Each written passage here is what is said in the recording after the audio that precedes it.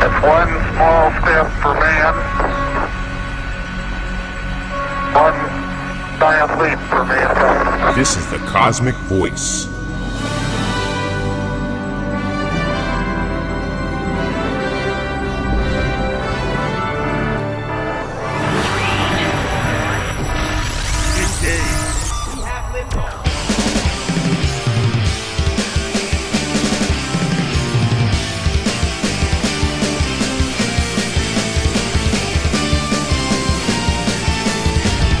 Cosmick Voice. Music, talk, and nothing but business with your hosts, Chris Natalini and Mick Michaels.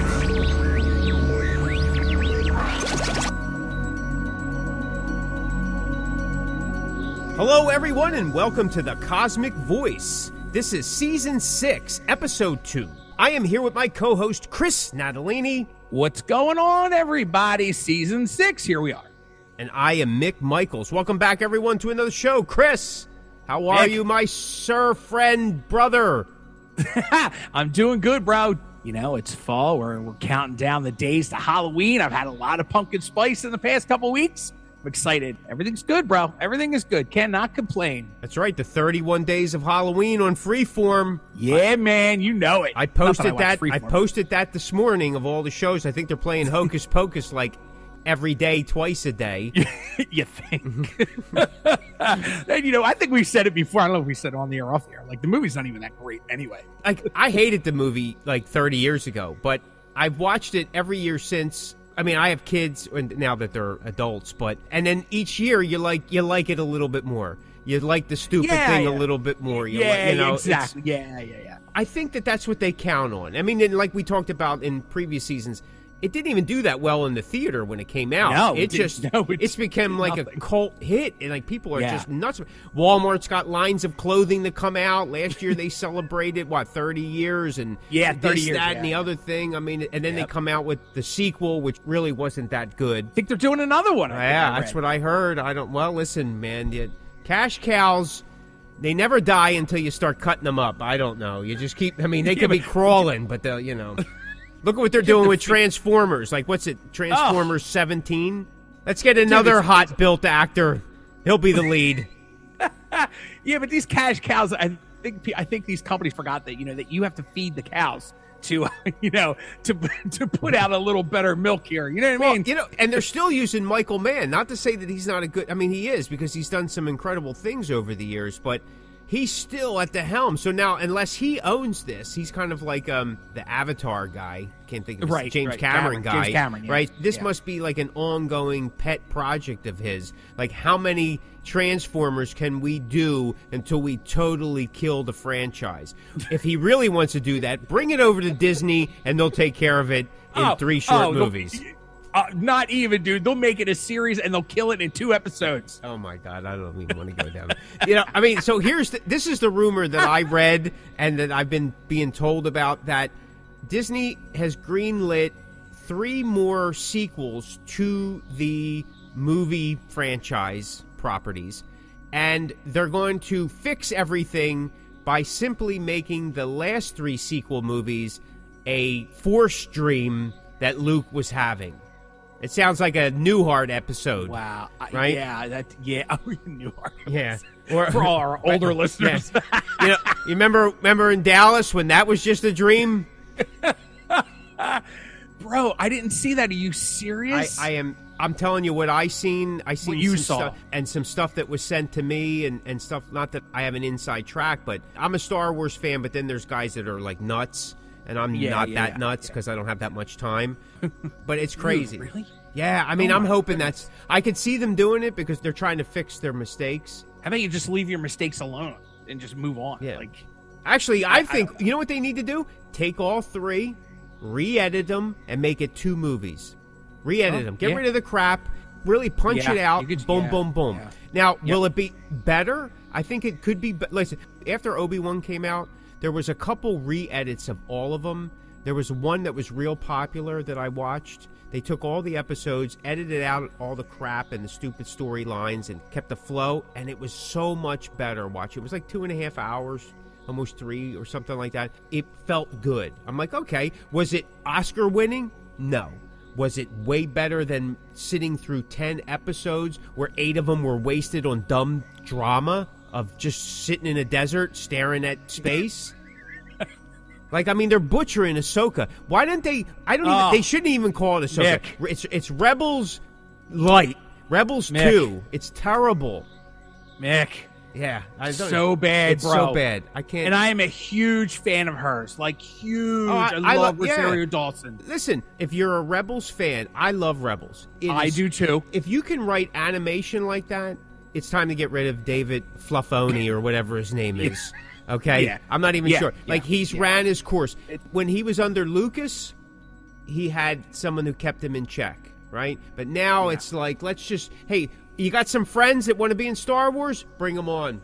Bring them on. Why not? Let's create something. Yeah. Let's create like another little stupid character, another planet of just, you know, now we got like a new Phasma-looking guy with a weird Metro-looking mask. Bad. Like, where are we at? This is bad Clash of the Titans or bad Excalibur? I'm not sure what we're watching. No, it's so bad, man. It's so bad. And when Disney Plus turned around and said, you know, that they were going to redo the Daredevil series, Daredevil on Netflix was unbelievable. And you know they're just going to fluff it up and just make it awful. And I'm so disappointed. Like, they just like Star Wars, they just really beat the Marvel universe into the ground. And some of the stuff they put out is just god awful, man. And it's such a bummer. It really is. Andor has been the best episode series so far. And you know why? Because no one expected anything from it. They used another crew, another writing staff, and it shocked everyone. It was intense, and then it dulled itself just a little bit, and then it started up again. And it got good actors, good dialogue. It was great. It was gritty. It was what the Star Wars world is supposed to be. Now it's super polished, and it's bright colors, and stop it. Just stop. And I don't need names in my, like, I don't need known names in my Star Wars series. Like, I don't need Bill Burr and, you know, all these other people. Like, I don't, because you take me out of it. Like, Rosario Dawson, I could kind of get by, you know, because she was really good at it. But, like, I see Bill Burr, and I'm like, I can't take this seriously because, you know, he's a comedian, and, like, he was good in his role, but I'm like, I just can't. It takes me right out of it. I need unknown actors. Yeah, it's listen, when Ahsoka did her first cameo in, it wasn't Boba Fett, Mandalorian, right? Yeah, Mandalorian. It was like, wow, this is awesome. This is really awesome. Then they kind of changed her whole character in that bad Boba Fett thing, right? It was just like, and now, you know, one of the things that I've noticed, and this is a music podcast, of course, but one of the things that I noticed is, like, you know, like, I remember reading and watching the videos, like, Mark Hamill, like, started studying sword like a year and a half before the filming began. He began training and stuff. What do these guys do? A 2-hour class and go, okay, you're ready? Like, you don't look like you can fight. You're not holding yourself. It's just... And there's so much CGI in it. Oh, yeah, wow. Listen, well, I continue to watch it, of course, so Disney wins, right? Of because course. I'm a Star Wars fan. Absolutely. It's like gambling, because you go, well, maybe it'll be good. Maybe this will be the good one. Yeah, and I've had some people go, oh, it's gotten better. Or I've watched some episodes from Rebels, and now I like it even more. I'm like, no.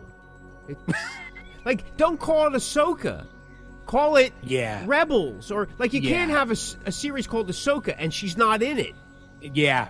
Right? Yeah, 100%. Yep. That was the problem with that series, The Cape, if you remember on NBC a number of years ago. You know what the problem with The Cape is? He's not in The Cape. He's never the superhero. I forgot about that show. You know, kind of like having Gotham, though Gotham was a good series, but, you know, you kept alluding to Batman, you know, and you had to wait. But I'm just saying, you can't have a Batman show without Batman. No, that's 100%. 100%. And you can't sell me a 10-year-old kid detective. This isn't Encyclopedia Brown. Like, I can't, another old man reference. I can't, you know, Bruce Wayne is a kid, and being a detective to try to figure out who killed his parents, like, I can't do it. I'm out. I just can't do it. Yeah, it's tough. That's what I'm saying. I mean, I don't know. Are we being too critical, or are we expecting something it's different? Our opinions. It is our opinions, but I think it's been shared. It's just, these are snooze fest. You're doing 10 series, and 6 of them blow. Yeah. Yeah, 100%. What are you 100%. doing? It's not even eye candy. Like, in a sense, like, oh, my God.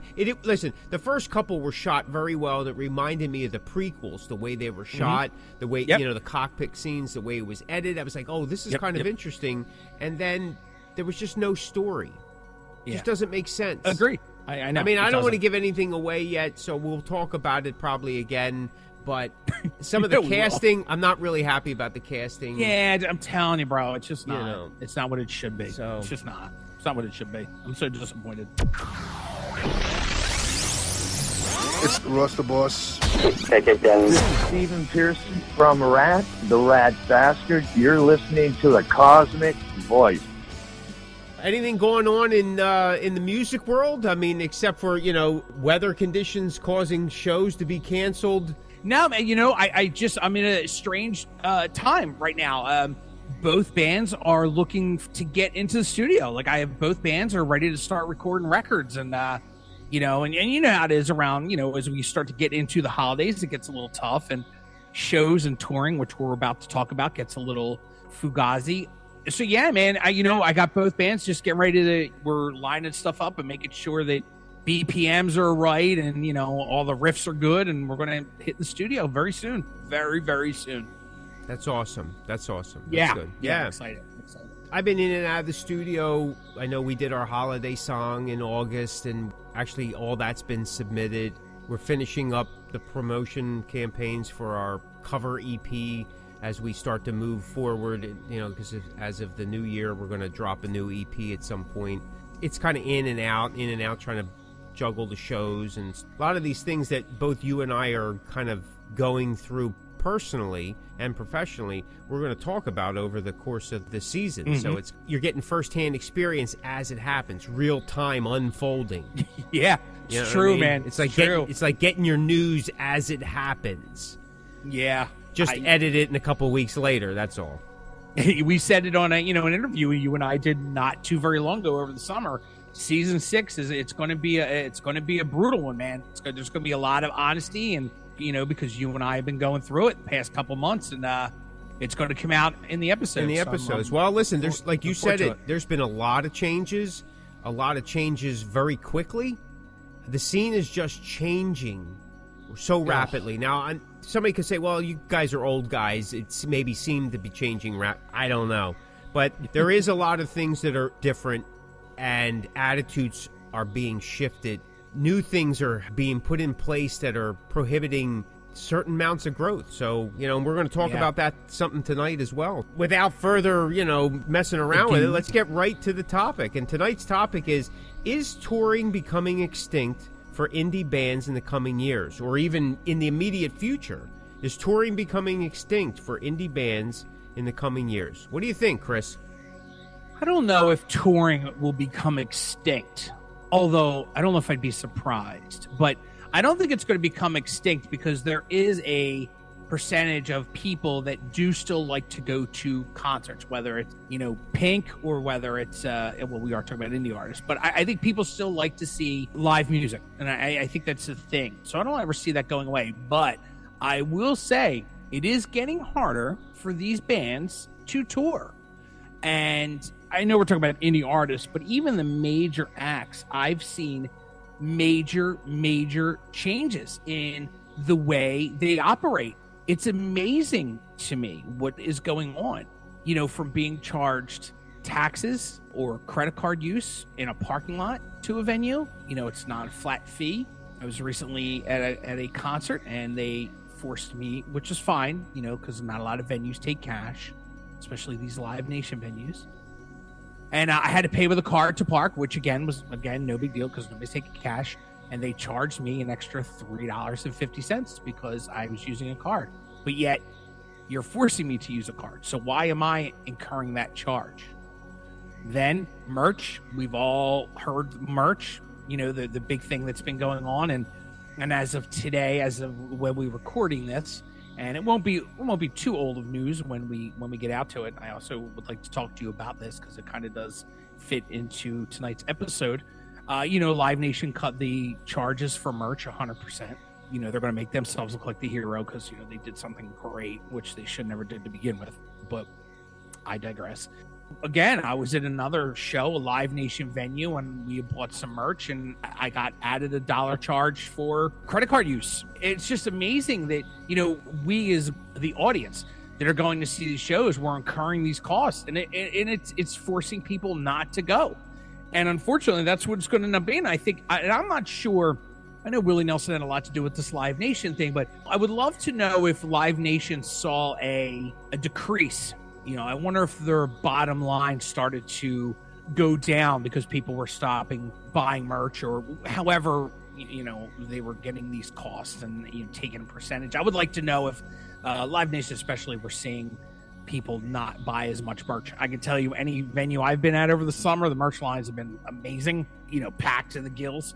Extinct, no. I think it's making things harder for bands to tour, between buses and gas and the venues. The venues are also becoming an issue, because they demand too much and they give nothing. I mean, barely, and we've talked about before, some of these venues barely even give promotion. They don't even hang out a poster inside their bar, let alone advertise on social media or their websites, whatever the case may be. It's a big catch-22. The bands are having trouble touring because of everybody else, and everybody else is having trouble putting on these shows because the bands aren't touring. So it's really ugly right now, man. I see videos of these young kids and these young bands putting shows on in a Subway parking lot or inside a Denny's, and I go, yeah, man, like that's sometimes what you do when you get out there. But I don't know if live music or touring will become extinct. I think that maybe touring like miles and miles, a lot of bands may just stay within, a 3-state drive, depending on where you live. We're in the Delaware Valley, so it's, for us, it's Delaware, New York, Pennsylvania, Maryland, and, we could travel those, especially in PA, because there's, PA is so big. We could travel everywhere and not really go too far across country. Maybe a lot of bands will start doing that. Crossing into Canada, trying to tour in Canada is getting hard to do from what I hear. I know a couple bands that had to cancel because, one of the members couldn't get over there for, whatever reason. It's just bad, man. It's just bad. I don't see it becoming extinct, but I see it. Touring schedules get smaller and smaller, and you're even seeing it with the bigger bands. They're not touring as much. They may do 15, 20 shows. If that, they may do 2 weeks, and then they go home. Or a lot of big bands are doing these big festivals, and then they go home. It's just bad out here. But I will ask you this, Mick, before you get on to yours. I want to know, because you do a lot of reading and research too, talking about this Live Nation thing. Now, in this bill or this new program, I shouldn't say bill, this program. So this new program they have, I read something about they're giving bands or venues $1,500. Did you read that, or are you're not up on it yet? I did read it. I'll be honest with you, I'm not quite clear. I can't see them just taking money out of their pocket. So I didn't understand that. It could be a credit. It could be like they're covering up to a certain amount as part of their rider or their package. That I'm not quite clear on. I mean, I don't have that problem myself, so I can't really speak on it. It really is a bigger band type of dilemma, but I don't think it's as cut and dry as it may sound at first. I don't see venues putting money out unless they have to. Who are they giving the $1,500 to? The bands? It was or the supposed venue? to be the bands. So they're giving $1,500 to what bands that are touring under the Live Nation banner? Yeah, I guess that's what they're doing. So maybe it's some kind of credit or something. Because you figure this: how long have they been taking something anyway? So they've already made some money. So they're just giving you back kind of your own money in a way, kind of like what they do. And they're going to the merch thing, and now they're going to be giving credit. We'll just call it credit for what it is right now. They're going to make up those costs somewhere else. So the fees are going to be more. Right, they're going to make them up on the audience somehow. Yeah, of course. You know what I mean? Oh, yeah, listen, we're heroes. We're not going to take any of the band's merch. But here's another $12 fee for your $20 ticket that you're now paying $60 for because we have a convenience fee. Service charges are popping up everywhere. FedEx.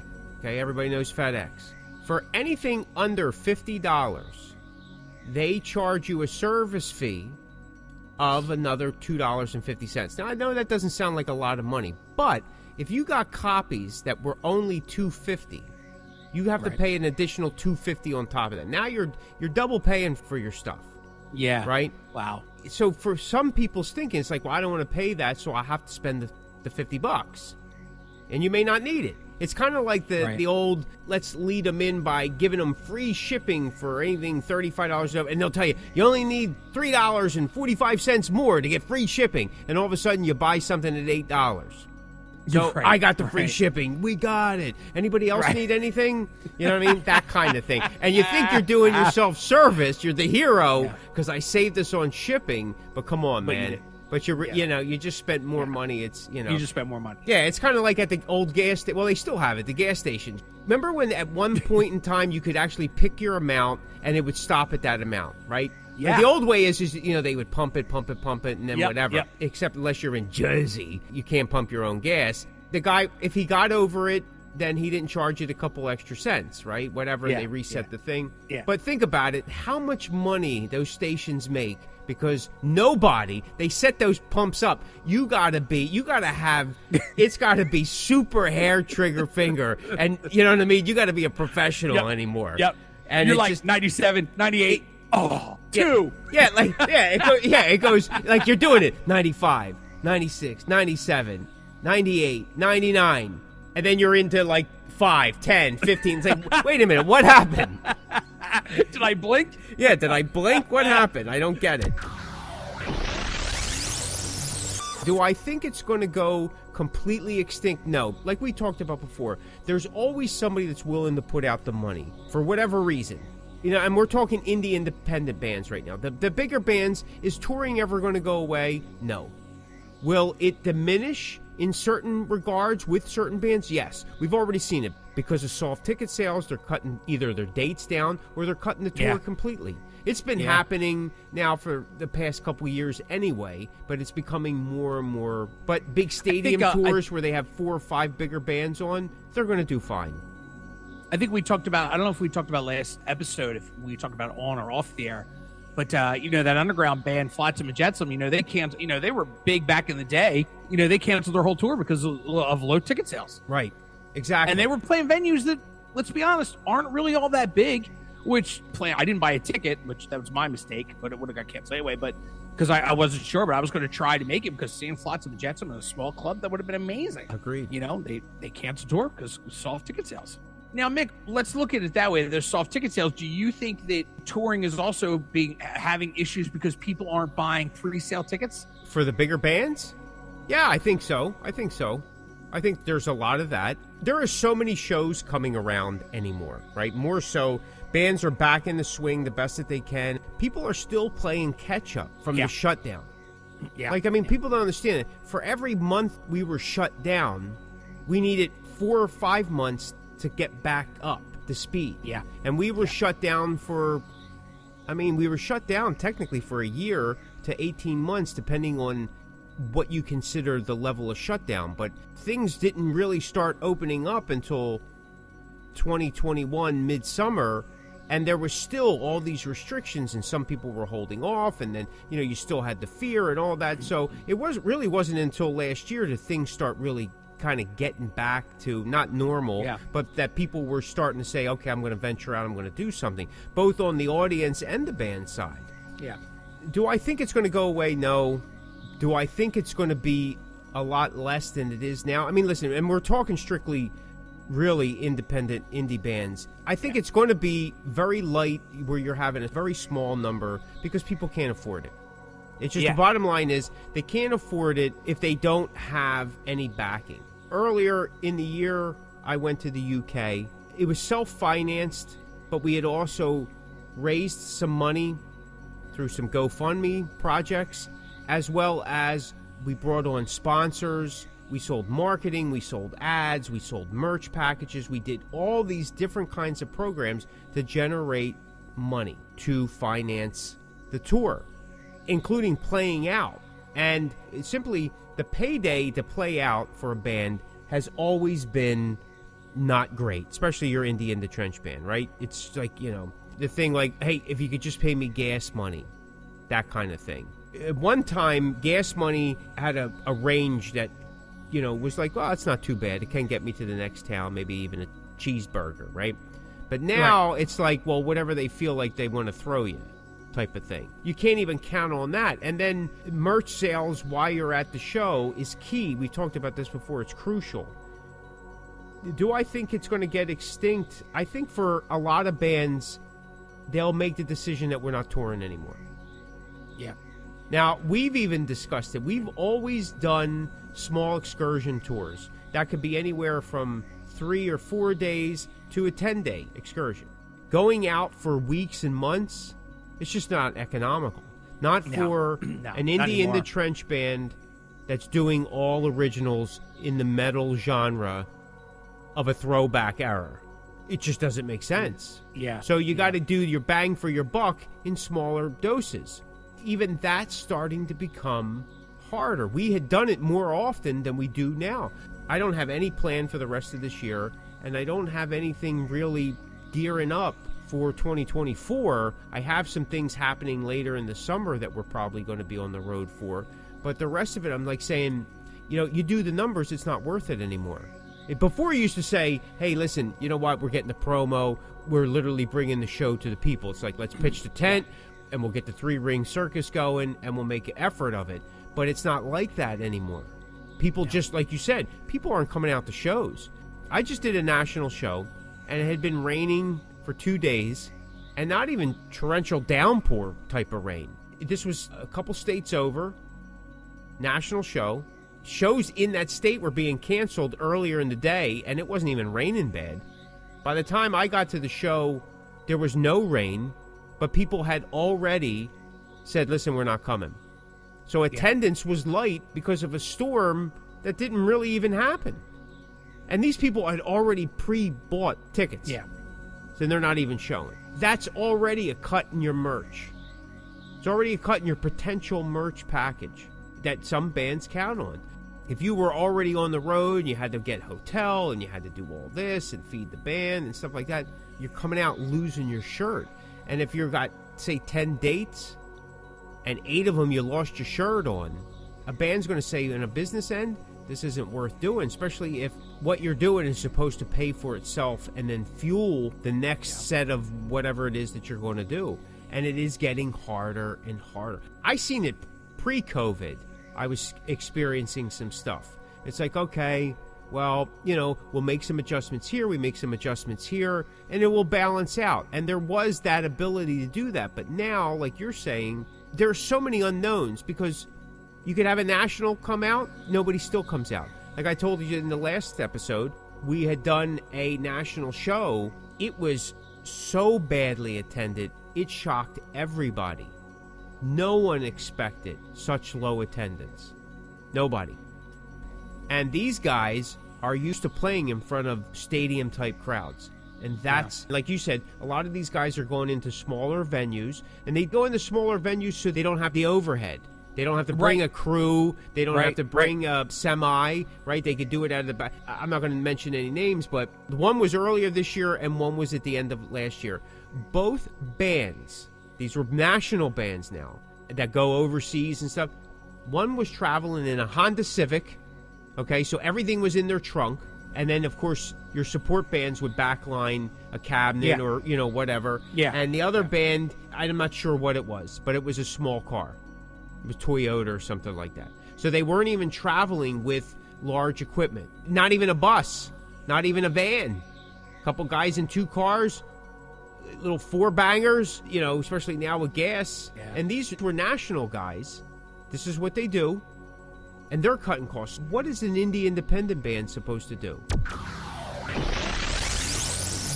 You are listening to the Cosmick Voice with your hosts, Chris Natalini and Mick Michaels.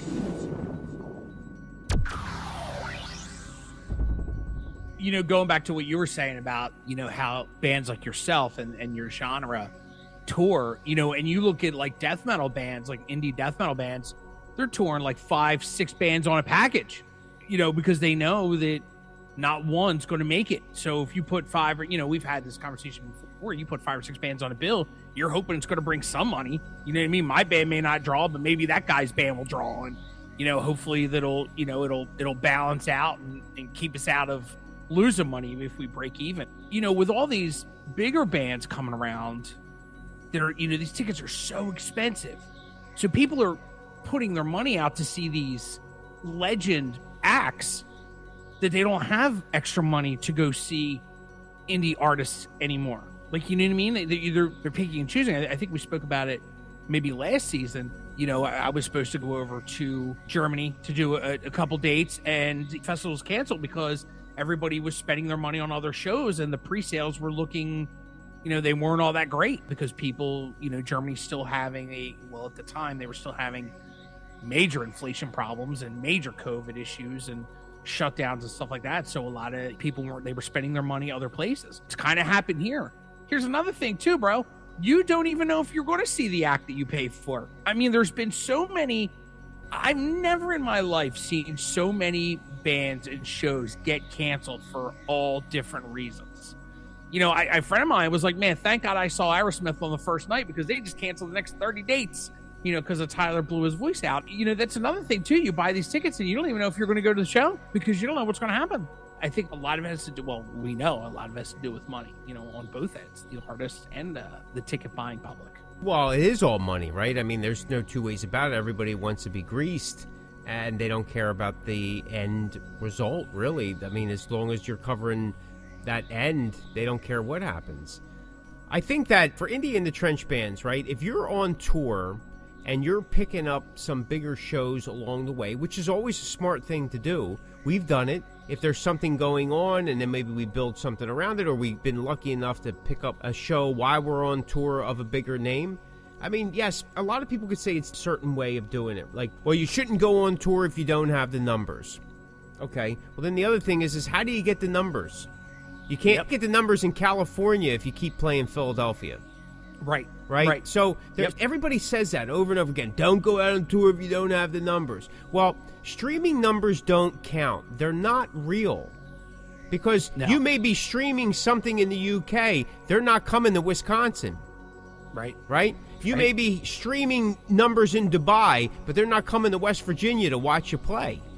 Yeah. So it's all BS. Sometimes you just got to get out there and see what happens. Take the chance. It's in the trench. You don't know if you're going to take that hill unless you send up the first wave of guys to try to take that hill. And that's what people that don't, either one, don't do it, have no idea what they're talking about, or just like they're armchair quarterbacks, armchair musicians, armchair engineers.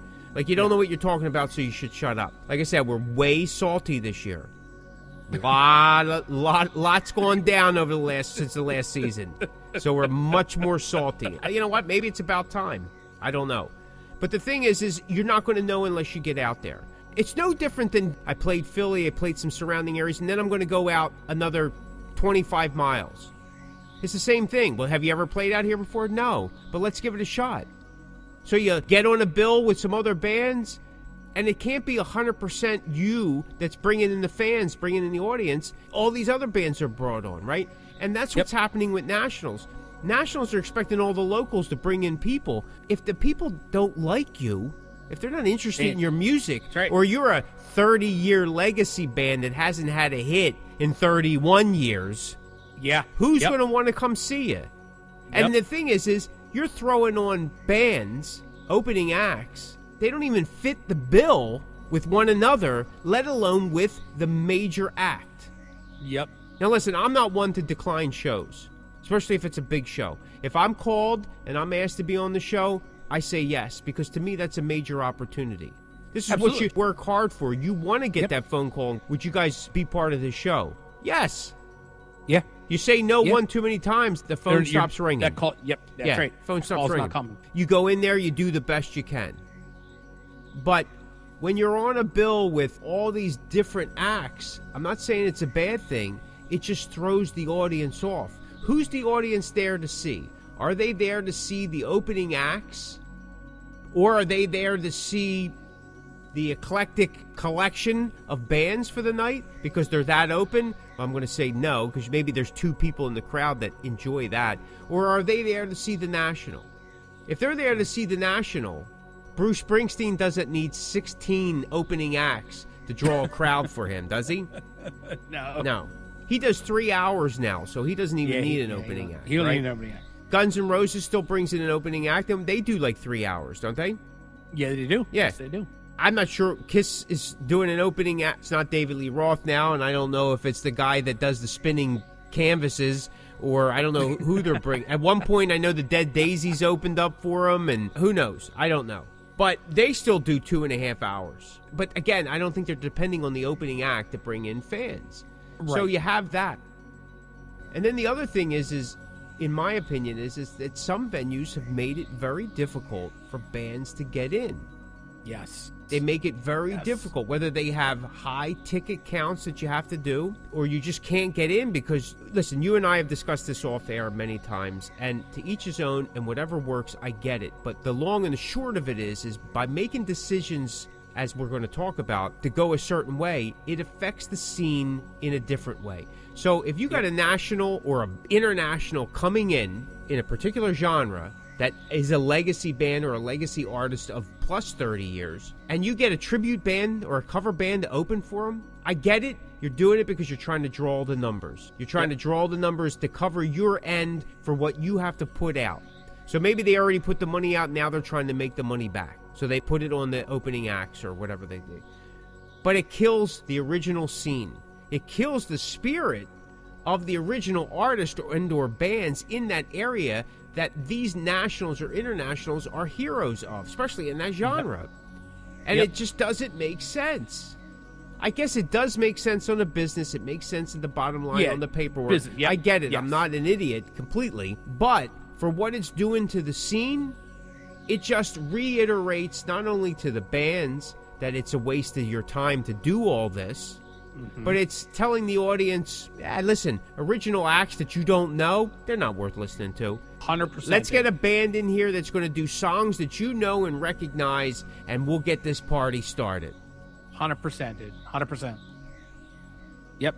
And you know that, and here's the thing, like, they go, not only are you going to hear songs you only have to pay $5 or $10 to hear them instead of, $300 or whatever it is. So it's just, it really kind of hurts the local scene. And, there's been so many shows. There was a couple shows we were offered earlier in the summer. We were offered a nice weekend run. And I totally understand it.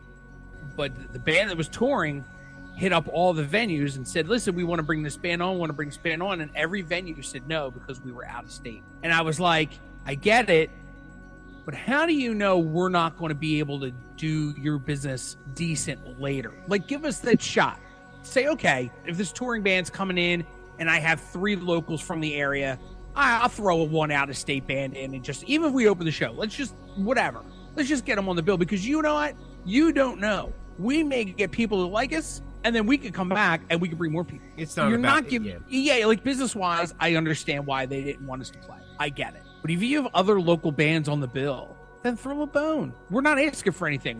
We certainly weren't asking for money. We were asking for an opportunity to play this venue with this band. That's all we wanted to do, just to get us out in that area. And they said no. The truth of the matter is it's not about giving somebody or something a shot. Nobody's interested in giving a shot and taking a chance. They want a guarantee. And I understand that. Like we said, it is a business thing. I do too. But that does not... Everybody goes, oh, you got to support the local scene. You got to do this. You got to do that. It doesn't matter how many shows you go to. You can go to 100 shows of the same band. You're only going to buy so much merch. And only a small portion, if any, of that ticket money goes actually to that band. Right. Yep. Scenes are... It's not cover scenes. I don't care what anybody says. The scene is the original scene. That's the scene, right? Yep. The cover and tribute thing, I mean, and some of these guys, they're using tribute. They're doing a variety of artists. So is that a tribute or is that a cover band? It's a cover band. Right. In my opinion. Right, mine too. A tribute is you do one artist and/or band, and the look, the feel. It's like you do the whole thing. Yeah, you do the whole thing. Yep. So that's a whole nother episode in itself. But that is playing heavily into why indie in the trench bands can't seem to get out there and make names for themselves because the opportunity isn't there. And there's not enough money to make it happen, because unless you're set up, if you're a single artist and you're touring with acoustic guitar or some other little things and you're sleeping in your van because you have it set up, well, listen, then I get it. It makes sense. It's still costly. You still got gas. You still got mileage. You still got tolls. You still got parking in some places. You still got to buy some food. You're buying it somewhere, whether you're bringing it with you or whatnot. There's all that involved. Yeah. What are bands supposed to do? Okay, it's too expensive to be in a band, so you don't be in a band. Yeah. Then don't be in a band. Like, really, dude? Like, I mean, come on. Like, that's, you know what I mean? It doesn't make sense. Yeah. Don't play 6 strings. Just buy 3 packs of just 3 strings, right? I don't know. Which actually would probably benefit me because that's all I use anyway, so... But you know what I'm saying? So when you have a band, you have a band of 3 people, 4 people, 5 people, maybe a larger band. I mean, I've been on stages with guys that they have a keyboard player, backup singers, whatever. If that's what they want, that's what they should have. They can't curtail it just because someone says, well, then you shouldn't do that. Yeah. But the thing is if they're not given their chance for whatever reason, that's terrible. Everybody should have the opportunity. Listen, we can talk about it all we want. We're not going to lower gas prices. Once prices go up, they never come back down. They may drop a little bit. They may drop, yeah. But they'll never go back to what they were. Why would they? The people that are making money from it, there you have it. They're not going to stop wanting to make money. So it's affecting everybody. What happens is it then just affects the bands, and they go, what's the point? What's the point of doing it? 100%. Like, here's the thing. Unless some new model comes, case in point, I remember going into a studio in the 80s and the 90s was astronomical. You literally had to work your tail off for months, maybe years, to get that money together to record, and you still never had enough money to get it. You had to cut it short. Hey, this is what it is. There's that hollow sound, you know, whatever. The digital era changed all that and put some power back into the artist's or band's hands and made it more economical, more affordable. Are there different levels of it? Absolutely. Some of that is the software, the equipment that you're using, but some of it also is the learning curve. Some people can do great things with very little. Some people can have everything in the world and still not make it work, right? That's a human thing. But the point is, it has become more affordable, hence why there's an oversaturation of music right now. And it's going to continue. Like I said, it ain't never going to drop. It's going to continue to rise. It may level off at some point, but it's never going to drop down to where it's like, oh man, we're at record lows. Not going to happen unless the world shuts down. That's a whole different thing. Yep. My point is it became affordable. More people can do it. That may have to happen with touring somehow. How that's going to happen, I don't know, because there's a lot of things involved in that. Yeah. And there's a lot more than just a band and a studio involved. You know, band, studio, production house. You know, now you're talking rentals, you're talking venues, you're talking road crews, you're talking gas, so on and so forth. Do I think it's going to become extinct? No, not 100%. But I think you're going to see bands just staying in their own little neck of the woods. And that's going to be another topic, like we talked about in the last episode, you know, big fish in a little pond. And there may be some truth in that on a positive, but at the same time, what happens is this whole other thing develops and stagnation happens. And like I said, we'll talk about that more when we do get to the topic. But I think that if bands are going to not be able to tour indie and the trench bands, I think that we're going to go back to the times when bands just did small regional tours and there was these pockets of things. They're just pockets. This music's popular here, this music's popular here, because no one ever got to really experience these different types of and styles of music, where I think that when the 80s had such an explosion, that's when it really started to happen. Got into the mainstream and so on and so forth. Rap may have never made that jump if we didn't get that opportunity to get it past those little areas that it was in. Right? You know what I mean? Yeah. And now it's a worldwide thing. Yep. It can happen. We just may need to change the model. And like we said in the last episode, and I'm going to probably say it a lot this season, is that the change has to happen with us. And we as artists, as band members, as musicians, as creators, have to say enough is enough. And if we stand up, venues are going to have to change. People in the industry are going to have to change. But we got to change first. And the problem is that's not going to happen because there's too much ego involved. And I'm seeing it shows. Bands don't want to work with one another. They're angry at one another. I've never met you and you're angry with me. Why are you giving me a hard time? I'm serious. Like, you know what I mean? I just had that experience just this past weekend. Guy flipped out on me because he didn't like my cabinet. And I said, what do you want me to do about it? Bring your own cabinet. Use your own cabinet. Don't expect somebody just to have what you think you should have. If you're that worried about it, bring your own stuff. Yeah. Or set up your system so it can be universal. Or, how about this? Shut your mouth. Or reach out. Yeah, like, reach out and go, hey, I'm Or how using about, your you know what? tablet. Maybe just don't do this. Go bury your head in the sand. I don't know. Play in traffic. Ride a nuclear missile to its destination. Do something different with your life. Reach for something larger. Yeah. Because if you're a professional, you'll figure it out and you'll make it work. Exactly. I do enjoy the touring. I don't want to do it all the time, but I want to be able to do it when we can do it. We've been fortunate enough to continue it, but we've made concessions. We've tailored some things to make it worthwhile and that we're not losing our shirts. And, you know, the last thing that I want to do every time is to be a beggar and asking for money. Right. We don't just take money, we give something in return as much as we can. That way, to me, it's a better barter system. It's not like that for everybody, especially if you're just getting started. I think everybody has the right, they should get out there and get their feet wet on a tour. Make some mistakes, screw some things up, play in front of nobody, play in front of a lot of people, have problems, because this is how you get better. And to me, that feeds the scene. That makes the scene better. I'd rather have guys out there that maybe, you know, they're making some mistakes, but they're out there, they're working hard, and they got the right intent. Not guys that are traveling for, you know, this is all ego-based. And it is for a lot of musicians. But for the guys that have been doing it for the long haul, ego has nothing to do with it anymore. It's really who we are. Yeah. And if you start taking that away from us, the ability to do that, to go on these little excursions, it's going to be a real bummer, man. It's going to be a real bummer. Yeah, man. Yeah, it will be. What do you think, man? You got anything else you want to add? No, I think that's it, man. I think that's all I got. All right, if you like that episode, check out some of our other episodes at www.thecosmickvoice.com. Step into the Cosmic Verse. Thanks so much for listening. This is the Cosmic Voice. Be sure to check us out at thecosmickvoice.com. Like and follow us on Facebook at The Cosmic Voice. You can find The Cosmic Voice everywhere you listen to online podcasts, like Deezer, Google Podcasts, Apple Podcasts, Spotify, Anchor, Stitcher, and so many more.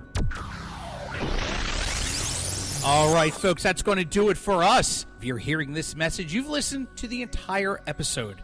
And for that, Mick and I would like to thank you from the bottom of our hearts. And we hope you enjoyed this new episode. And if you did, please leave us a review on Apple Podcasts and Spotify. Also, feel free to let us know what topics you'd like to see covered in future episodes of The Cosmic Voice. And you can get in touch with us through thecosmickvoice.com and, of course, all of the Cosmic Voice social medias. Take care and be safe. You're listening to The Cosmic Voice. Music, talk, and nothing but business.